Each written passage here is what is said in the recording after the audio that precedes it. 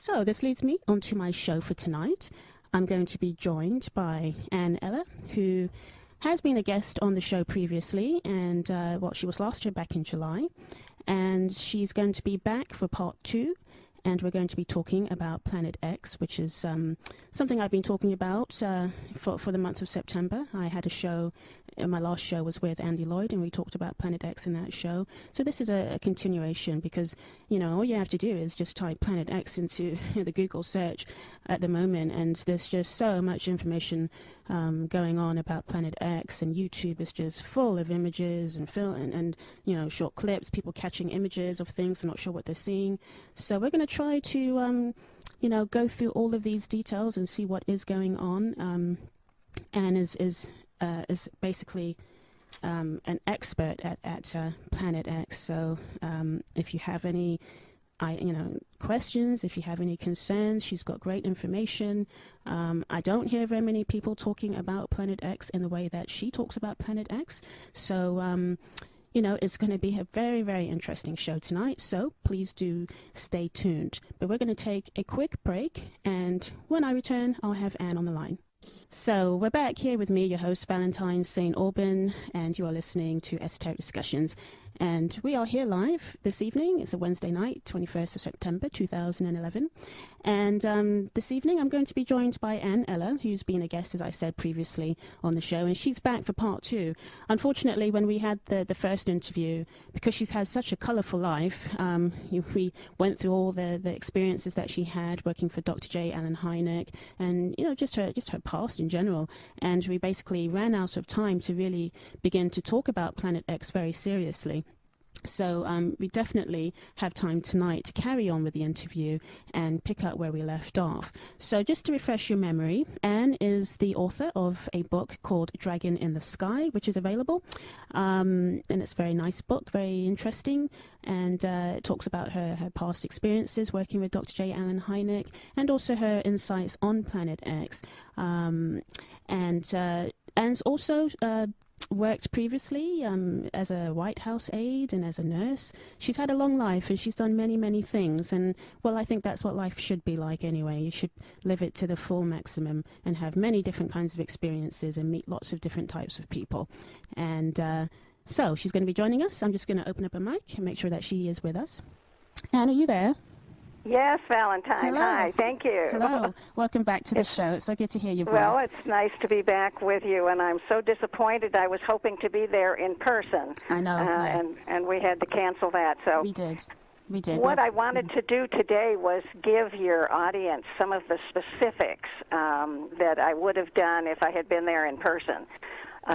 With the talk. Okay, well, let's just jump into it. I mean, where we left off was we were just getting into Planet X. So maybe you might want to just give a background as to the history of Planet X. I know a lot of people have come through it via Zecharia Sitchin.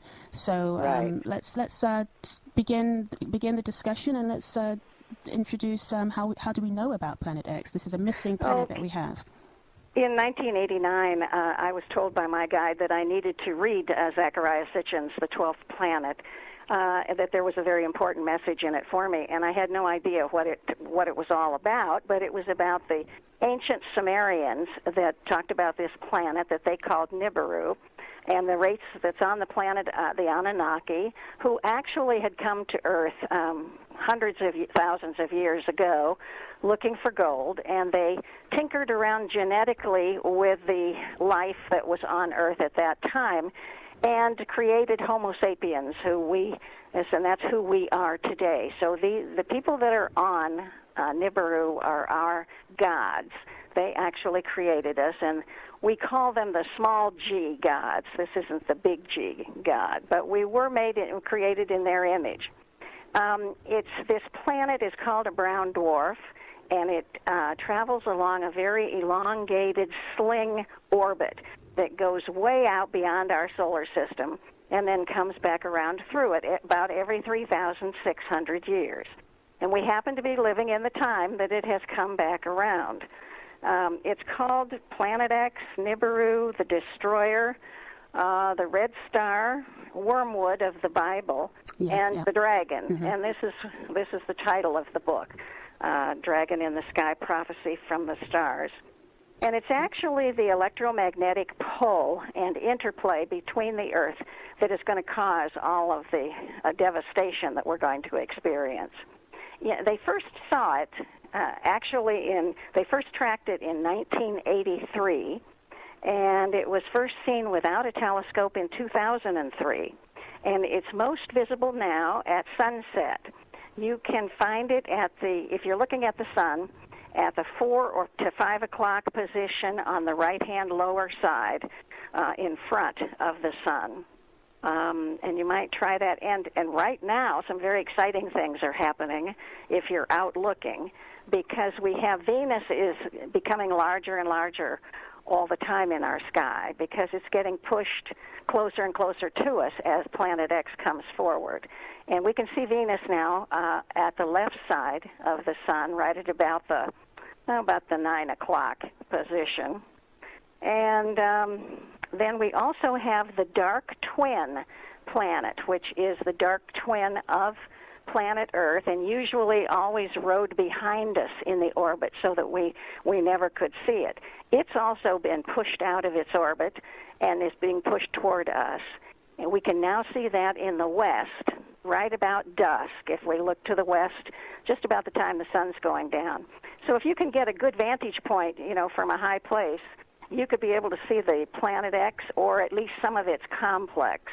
It's coming with a lot of moons and dust and boulders and things like that in the tail. Big entourage of debris. Yeah, basically. there's a lot in the sky that you can see right at the present time.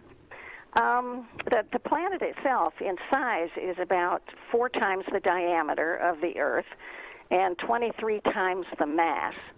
And it returns every 3,600 years. And when it passes us, it's not going to hit us, but when it passes us, it'll be about 14 million miles away. And that sounds like a lot, but when you're talking about huge cosmic bodies, that's not a far distance away. And then this huge tail that's coming along behind it wafts way out about another 5 million miles away from Planet X. And so we're going to get a lot of the trash that's in that tail as it goes by. And when it comes by us, when it passes by us, it's going to cause the Earth to go into a pole shift, a 90-degree pole shift. It's going to fall over on its side, and during the course of about an hour, it'll fall over on its side, and then it will eventually right itself again and take up the rotation again. But we're going to have to go through that whole process of the Earth slowing down and the wobble becoming very severe, just like a child's top as it winds down. You know how it wobbles back and forth, and then eventually it just falls over. That's what we'll experience. And you can survive it, but there are things that need to be done, and you need to be doing them now and not wait. Because we're in the 7 of 10 right now on a scale of 1 to 10. Yeah, this is what the Zetas use as being able to track the intensity of the actual pole shift. Is that correct? Correct, yes. And 10 is the pole shift. We've been in this 7 for at least 9 months now, and they didn't anticipate that it would take this long. But what's happening is a lot of the big changes are starting. Indonesia is sinking. Thailand is sinking, Pakistan, India, Philippines. I heard Japan is sinking as well. Is that right? Yes, that's right. So we're going to be in for a rocky road between now and then. Also, the South America is getting ready to make a turn and move. It's going to move to the west about 250 miles. And after this shift, the North Pole will be off the coast of Brazil, and the South Pole will be below India. And India is scheduled to go under the water, too. And India, well, I know Pakistan were having really severe floods. My memory is failing me. I think it was either last year or in 2009 when they had all the rain and masses and masses of water were not drying off the land properly, and it was flooding that whole area there. So are we beginning to already see like in terms of India and Pakistan going under? Is that what we are sort of experiencing now? Yes, it's sinking. It's already beginning to sink. And they just had a large earthquake in the northern part of India near the Himalayas. And this is exactly where the tectonic plate is being pushed under the Himalayas. So it's forcing India down, and it's pushing the Himalayas up. Okay. And we'll be seeing a lot of that all over. But when Japan is going to have a series of large earthquakes, and right after that, the New Madrid Fault in the United States is going to open up. That's going to be a huge earthquake, and the Great Lakes are going to drain into the Mississippi River and so forth. Right after that happens, you folks in the UK need to be very alert, because even within hours of that happening, you are going to have a tsunami. And that tsunami is going to be anywhere from 200 to 300 feet high. And at the same time, Wales and Scotland and Ireland are scheduled to lose 150 feet of elevation. So going under the water by 150 feet eventually. England is only going to go under about 75 feet. But the importance here is that in the 2 years following the pole shift, the ocean level is going to rise all over the planet and will be about 675 feet deeper or higher than it is now. So if take Ireland, if Ireland is sinking 150 feet and then the ocean is rising 675 feet, that'll tell you how high you need to get in order to survive. And the first thing that you folks need to do is to survive this tsunami. You need to get to the high ground. I did some research, and tell me if I'm wrong here, but it looks like you do have some high mountains in Wales and England and Scotland and Ireland. You do have places that are 3,000 feet up. That's nice to know. I don't even know it, to be honest. Well, the question is, where are they, and can you get up to the top of them? If there aren't any roads or paths or anything, are they climbable? But in England and Wales, they're called the Marilyns and the Hewitts. Have you heard those words? No. Well, those are about 3,000 feet up, and Scotland has the Marilyns and the Munros. It's a type of mountain, I guess, depending upon its height, and those are 3,000 feet up. In Ireland, they have the Sperrin Mountains, the Glens of Antrim, and the Morney Mountains, I believe it's called, and there's anywhere from 1,700 feet to 3,400 feet. But I would highly advise everyone from Ireland to leave. Ireland is going to take the brunt of this tsunami. Because it's going to be the first piece of land it's going to hit. And then as it washes over the UK and into Europe, as it goes, it progressively gets lower and lower. It's going to be, what did I say? It's like about 150 feet tsunami going through the Irish Sea. And when it comes up the Thames, and by London there, it'll be about 100 feet. Wow. And it'll come crashing through. It's got a lot of force behind it, so it'll take out some bridges and some buildings. It would be my recommendation that the people of Ireland go to Europe and go into the mountains of Europe. They would be much safer there. If you can get in England, if you can get up to 3,000, if you can even get to 1,000 feet, you'll be able to survive this tsunami. Right. And the oil pipeline region up there in Aberdeen, in Scotland, yes, that's going to rupture when this tsunami comes through. Right. Okay. So you got some things to think about. Well, we certainly have, yes. Well, that's a load of information that we've started off with. I just wanted to, because there's going to be people listening, and some of them probably don't even know anything about Planet X. So I wanted to just also pick up on some of the points that you just previously made before we move on with more of these details. When you're talking about this issue of a pole shift, basically we're talking about, the poles, the magnetic poles, which is what we're talking about, aren't we? The north. No, we're talking about magnetic and geographical. And geographical poles shifting. So where the North Pole is, the South Pole would be, and vice versa.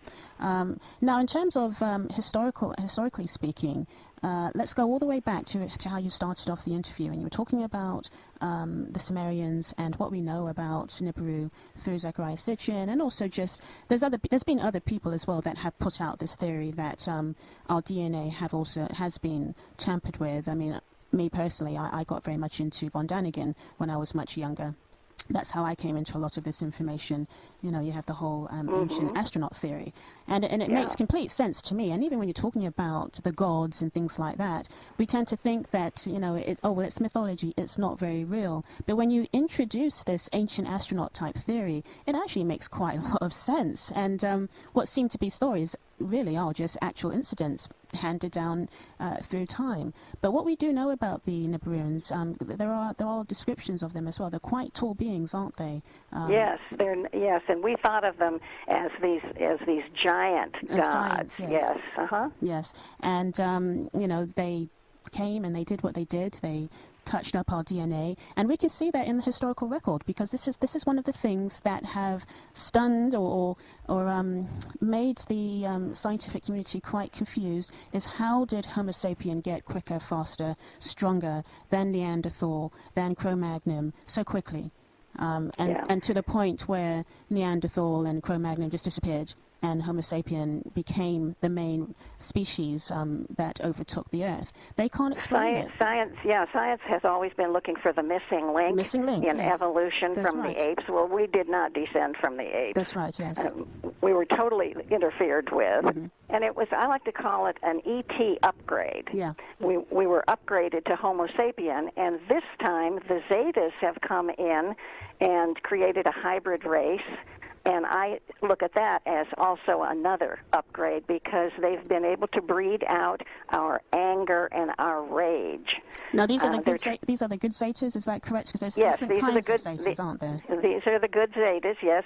They're, just like in any civilization, you've got your good guys and your bad guys.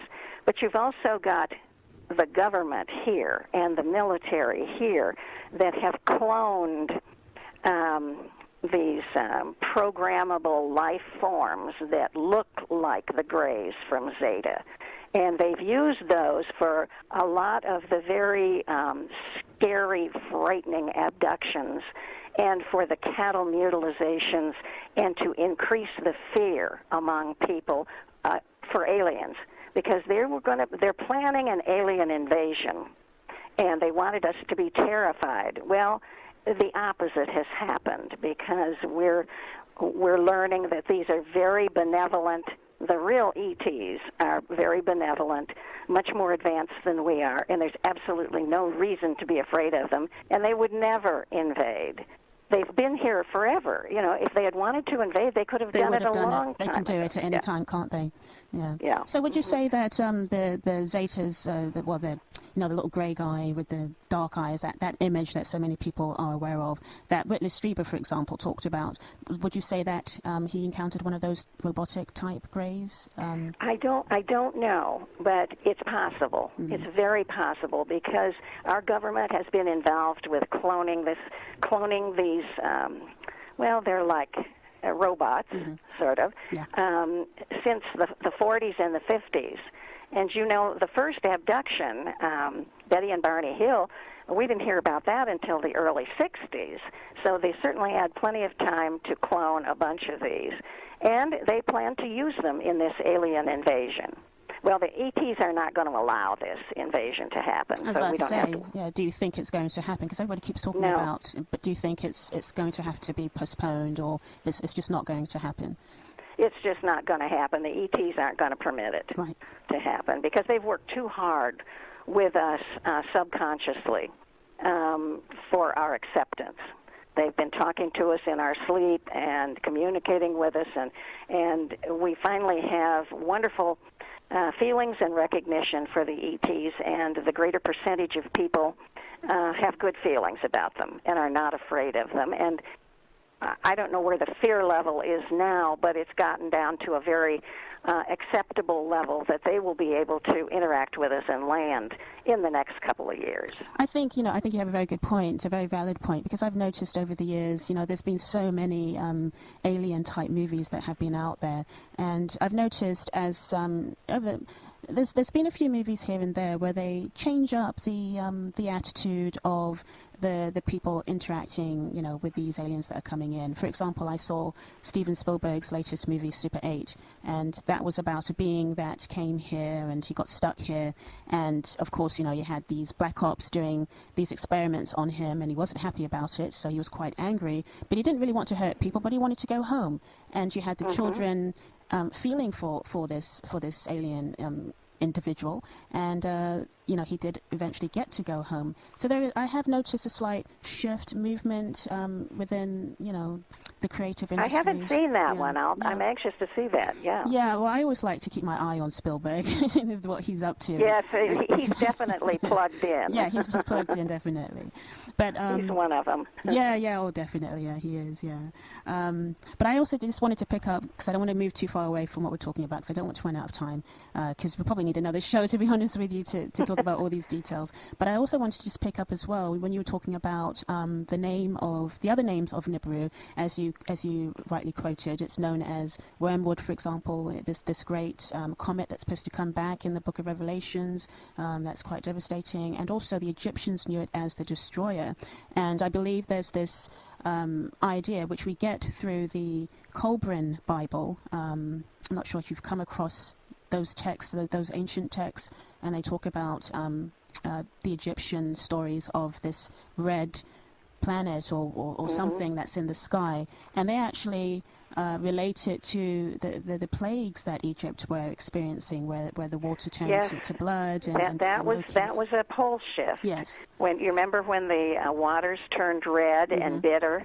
Yes, that was a pole shift, and that was red dust that came because there is this iron oxide dust that is shrouding the planet and is very thick in its tail. And there will soon come a time when we will find this red dust falling on everything here as we start getting hit more and more by that tail. I wanted to mention, before I forget it, that about the red Kachina and the blue Kachina. Yes, the Hopi prophecy, yes, please. Yeah, it's the Hopi prophecy that first would come the blue Kachina, which would be a heavenly body in our skies, and that would herald the event of the Destroyer, the red Kachina that would come right after it. Well, they were trying to paint Elenin, the comet Elenin, as the blue Kachina. And that was total disinformation. It's gone now. It's broken up. Has it? Yeah. Well, it's broken up, but it never was a threat to the Earth. Never. It's quite small, isn't it? Yes, it's very small. And it was NASA's way of covering up again and trying to explain some of the things that we're going to experience very soon. And they didn't want, they couldn't say it's Nibiru, because for 37 years they've told us that Nibiru doesn't exist. So they had to find something else to blame it on. So they picked on this little Elenin. Now you watch the news, because they'll be coming out with something else again here pretty quick, because Elenin didn't work. But the blue Kachina is the dark star, the dark twin of Earth. And you can now see it in the west at sunset or at dusk, and it's giving off a bluish purple color and sometimes some yellow mixed in with it. This is the blue Kachina of the Hopi prophecy. It's here, and we are seeing it. Okay? So right after this now comes the red Kachina, which is Planet X, and it's here. Honest to God, it's here. I wish I could say it wasn't, but we're taking pictures of it. We've gotten great pictures of it. You can go online. Go to zetatalk.com and look at those photos. Go also to poleshift-ning, Ning.com. And that'll keep you up to date on a daily basis. Check both of those websites, and you can get a lot more information. But we have the blue Kachina, we have the red Kachina here now, so the Hopi prophecy and all the prophecies are being are coming out right now. The Mayan prophecy, you know, Carlos Barrios said we're living in the most important era of the Mayan calendars and prophecies. All the prophecies of the world, all the traditions are converging now, and there is no time for games. And I just had another thought, and of course it just left me No, too. but it's a very good point that you've just made. We are in very important times, and I wanted to have a discussion about that with you because I know things from an astrological point of view. I know you missed a bit of the introduction at the beginning of the show, but I was just talking about what is going on with the heavenly bodies up there above us, and I was talking about Pluto in Capricorn, the sign of Capricorn, which is an earth sign, and Capricorn rules all of our structures, and Pluto is, you know, lord of the underworld, and when he moves through a sign like Capricorn, he basically will erode those structures. So when you talk about something like Planet X coming through, it really actually fits in so well with the astrology that we know, with the mundane astrology, as they call it, world astrology. Because it sure does. It's all about the structures, and we have Pluto eroding, transforming, literally just taking the floor from underneath everybody, and that we will be seeing that as these Earth changes begin to intensify. But I also just wanted to say as well, you gave the Zeta Talk website as a good point of reference. I've been looking at that website, and they do actually have some very, very good information, I have to say, and they do have some very interesting images. So for anybody who's in doubt, is because a lot of people do not think that Planet X exists. And they don't think that it's been found. And some of the arguments that are given, I've heard people like Richard Hoagland say some things like this, that if it was there, so many people would know about it because... Well, let me tell you that this week we just got some pictures from a gal in Stevenage, I saw England. those that you sent, yes. That's your neighbor right there, and taken out in her garden. And she has definitely captured something around the sun. Looks very much like a planet. I'm not positive what it is, though. We haven't gotten a positive confirmation on it yet, but very interesting. So tell the folks to get their cameras and get outside and start taking pictures. So the best time to see it is when it's sunset. Is that right? Yeah, I've tried looking at the sunrise sun, or sunset. Okay. You know, the sun is now called a monster sun. It's twice as bright as it used to be, and that's because it's reflecting off of Planet X and its complex that's coming. So it's just this huge, bright, blinding light in the sky now. So that's what's making it so difficult to see Planet X. But it is there. It is absolutely there. And we will all be seeing it in the sky as big as a full moon. And when we see it like that, as big as a full moon, that's going to be the beginning of the last 7 weeks. And I want to just mention that because there are some markers people can look for. It starts, the last 7 weeks starts with the planet going into a very severe wobble where it leans way over to the left, trying to get away from Planet X. And then it bounces back and goes way to the right. We're going to have about a week and a half of that severe wobble. And if you're experiencing some nausea and some dizziness and some occasionally bumping into the furniture or the walls, that's because of the wobble that we're going through now. Well, I was about to say I had that just this afternoon. Yeah. I did. Yeah, I just it's funny how it it comes on and it doesn't usually last very long, and it'll go away. Everybody's experiencing that now. Well, when we go into the severe wobble, we'll really be experiencing that, and we'll be seeing Planet X as a full moon at that time. But eventually we're going to get to 3 days of darkness. The northern hemisphere will have 3 days of darkness because the Earth is bending way over the North Pole, way away from Planet X to try and get away from it, and it's coming in from the sun. So it tips the Earth up enough that the northern hemisphere isn't getting any sun. So there's 3 days of darkness, and at that point, you know there are 30 more days until the pole shift. There's 1 month from that time till the pole shift. And the shift is going to be 90 degrees, and it's going to happen in 1 hour. So that's going to be a really big jolt. And people need to be under the surface, below the surface of the Earth. So all you need to do, the Zetas say, all you need to do is dig a foxhole. just, big enough for you to get down in and have some covering over the top, because there will be fireballs and boulders and things like that falling at that time.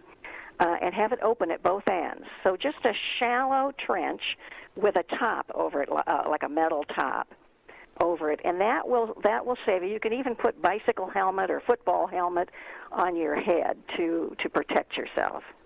So, and then, then the Earth is it'll settle down then, and it'll get quiet enough so that you can come out, and then you'll start picking up the pieces. But you need to plan, and I'd like to talk about that, about survival. Okay. Because you can survive. And I think one of the most important thing to do is take care of your spiritual life first. Make peace with your own God. Get yourself centered. Meditate. Get quiet. You have, all of us, have angels and spiritual guides around us, whether we believe in them or not. They're there. And they are pledged to help us through this time. So you need to get quiet and then follow your gut feeling. They'll be talking to you through emotions and through this intuition. And if you get a gut feeling that you need to move and don't wait. I'm telling people now that it could be so close that it's not too soon to leave your jobs and find your safe place. On ZetaTalk.com, they have a section called Safe Locations, and you can go there and you can find out about where you're living, what the situation is going to be. But in the UK, you're going to have a big problem with water and sloshing, and I would just recommend any of you to get over to Europe and go to the high grounds, the high mountains of Spain, or Kazakhstan is a good place. The Altai Mountains in Russia. Let's see. Because after the pole shift, Europe is going to be a series of islands itself. Right. So if anybody's got a boat, or if you can build an ark, now would be the time to do it. So basically we're having another flood. Yeah. Just like the original, yeah. Yeah. The interior of South America is going to be fairly safe. Eastern Australia, Kazakhstan, the interior of Africa, and in the United States, Wyoming and northeast Montana, and central Canada, the high grounds of central Canada are a good place also. But anyway, take care spiritually. Tell your family, your loved ones, how much you love them, and ask for forgiveness if need be. You need to stock up on food, water, and medical supplies. So it's about getting right in the mind. And I guess, there's many people, I get contacted quite frequently. A lot of people are waking up, they're having awakenings. They're waking up to the other side of themselves. They're having Kundalini awakenings, and their bodies are going through many changes, and they are feeling different. And I guess you could say that it's all tied into the times that we are in. As you said earlier, this is a very extraordinary period of time. We're at the end, astrologically speaking, we're at the end of a 26,000-year cycle. And as you were saying earlier as well, there are prophecies as well that are all converging together. We have the Mayan calendar. So, yes, I mean, it's not far-fetched to be of the understanding that with change, and if you want the change, things are going to have to radically change. It's not just going to just click its finger and we wake up and we have a different world. We're going to have to go through a transformation. How do you feel about NASA with their with these reports that people are hearing, that they're telling employees to begin to get serious and get prepared for some things coming? Have you heard anything from your side about any of that? About employers saying this? At NASA, they're telling their employees. Yes, we have. Yes, NASA is giving all kinds of instructions for the people that work. Do you think it's genuine?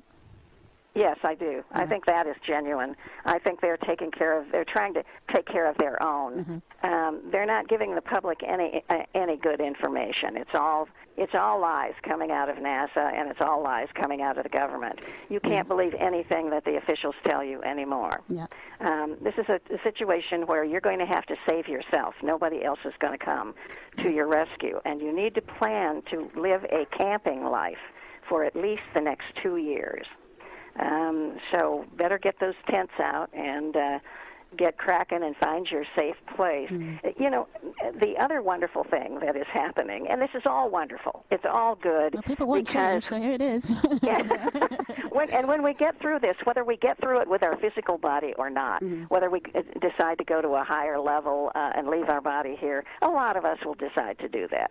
But anyway, it's going to be great because the whole of humanity is going through a spiritual transformation now, and we're all being given the opportunity to be elevated and to go into the fourth and the fifth dimension, which life in those dimensions is such a far cry from the third dimension. It's wonderful. There's no sickness or much less illness, and people are loving and kind. There's no war. It's a wonderful thing that we're going to. So there is going to be a golden age, but we have to get through this to get to that. Okay. Yeah. Well, are we out of time? We are. That's an excellent way to leave it for now. We're going to have you back again. Well, I'll be glad to, sure. Because we really didn't get to talk about Comet Elenin properly and all those other things. But just don't pay any attention to Comet Elenin. Yeah, absolutely. Okay, so we're going to love you and leave you. And I want to thank you, Anne, for coming on the show tonight. And your website, you want to just quickly say your website? It's Ann, A-N-N, Eller, E-L-L-E-R.com. And I have a video up there that explains all of this, so they could go and find out a lot more. Right, so that's the end of the show, guys. It's been a good one. Until then, keep your eyes.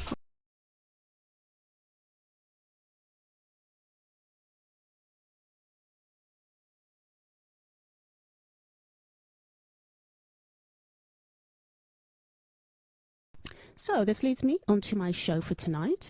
I'm going to be joined by Anne Eller, who has been a guest on the show previously, and she was last year back in July.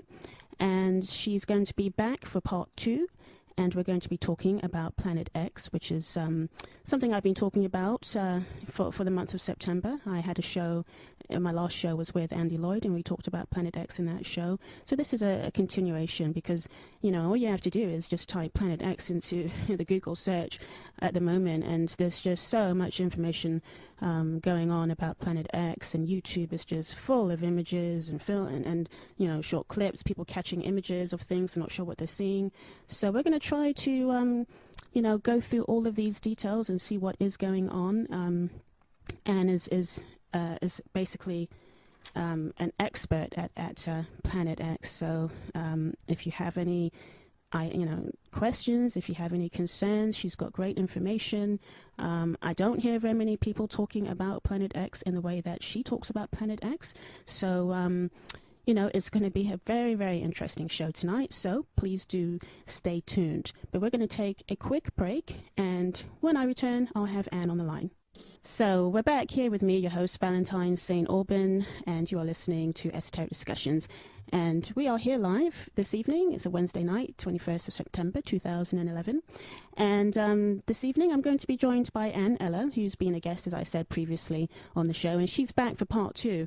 Unfortunately, when we had the first interview, because she's had such a colourful life, we went through all the experiences that she had working for Dr. J. Allen Hynek and, you know, just her past in general. And we basically ran out of time to really begin to talk about Planet X very seriously.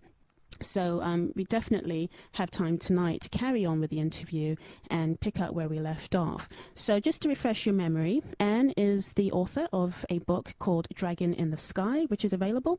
And it's a very nice book, very interesting. And it talks about her past experiences working with Dr. J. Allen Hynek and also her insights on Planet X. And Anne's also worked previously as a White House aide and as a nurse. She's had a long life and she's done many, many things. And, well, I think that's what life should be like anyway. You should live it to the full maximum and have many different kinds of experiences and meet lots of different types of people. And so she's going to be joining us. I'm just going to open up a mic and make sure that she is with us. Anne, are you there? Yes, Valentine. Hello. Hi, thank you. Hello. Welcome back to the show. It's so good to hear your voice. Well, it's nice to be back with you, and I'm so disappointed. I was hoping to be there in person. I know. And we had to cancel that. So We did. What I wanted to do today was give your audience some of the specifics that I would have done if I had been there in person. with the talk. Okay, But, well, let's just jump into it. I mean, where we left off was we were just getting into Planet X. So maybe you might want to just give a background as to the history of Planet X. I know a lot of people have come through it via a.k.a. Sitchin. So Right. let's begin the discussion, and let's introduce how do we know about Planet X? This is a missing planet that we have. In 1989, I was told by my guide that I needed to read a.k.a. Sitchin's The 12th Planet, that there was a very important message in it for me, and I had no idea what it was all about, but it was about the ancient Sumerians that talked about this planet that they called Nibiru, and the race that's on the planet, the Anunnaki, who actually had come to Earth hundreds of thousands of years ago looking for gold, and they tinkered around genetically with the life that was on Earth at that time and created Homo sapiens, and that's who we are today. So the people that are on Nibiru are our gods.